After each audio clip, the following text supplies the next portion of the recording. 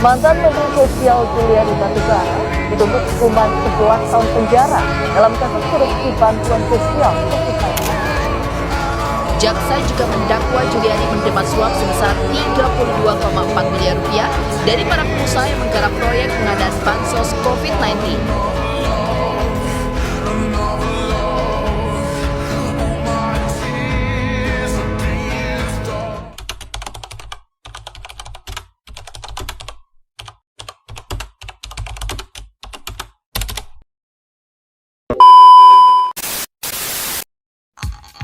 Saya Eka Safitri.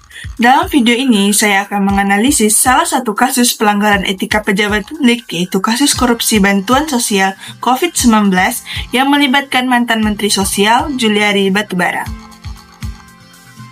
Pada tahun 2020, pemerintah mengalokasikan anggaran besar untuk bantuan sosial bagi masyarakat yang terdampak pandemi. Program ini sangat krusial karena banyak masyarakat kehilangan penghasilan.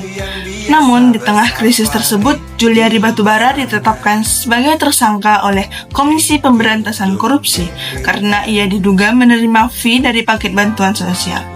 Artinya, dana yang seharusnya membantu masyarakat justru dipotong untuk kepentingan pribadi atau kelompok tertentu. Kasus ini menjadi sorotan nasional karena terjadi saat rakyat sedang berada dalam kondisi paling rentan. Jika dilihat dari perspektif etika pemerintahan, pelanggaran yang terjadi sangatlah serius. Pertama, pelanggaran integritas.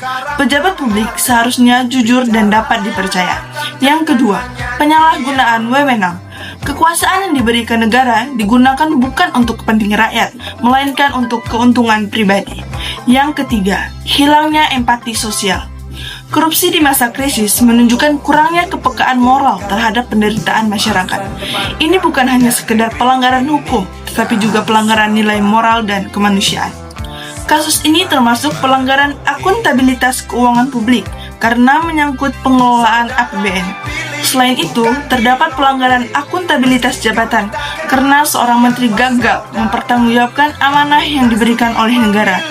Dalam prinsip good governance, setiap penggunaan anggaran harus transparan, dapat diawasi, dan dapat dipertanggungjawabkan. Kasus seperti ini sangatlah berdampak bagi masyarakat luas. Yang pertama, masyarakat yang membutuhkan tidak menerima bantuan secara maksimal. Kedua, kepercayaan publik terhadap pemerintah menurun.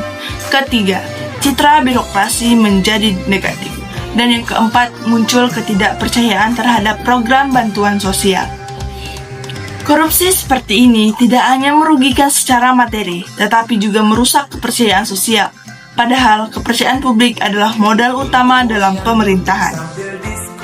Sikap etis yang seharusnya pejabat publik lakukan yaitu 1. Menjunjung tinggi integritas. 2. Mengutamakan kepentingan rakyat. 3. Transparan dalam pengelolaan anggaran. 4. Siap diawasi dan dievaluasi. Etika dalam pemerintahan bukan hanya soal aturan tertulis, tetapi soal tanggung jawab moral terhadap rakyat. Dari kasus ini, kita belajar bahwa kekuasaan tanpa etika akan melahirkan penyalahgunaan.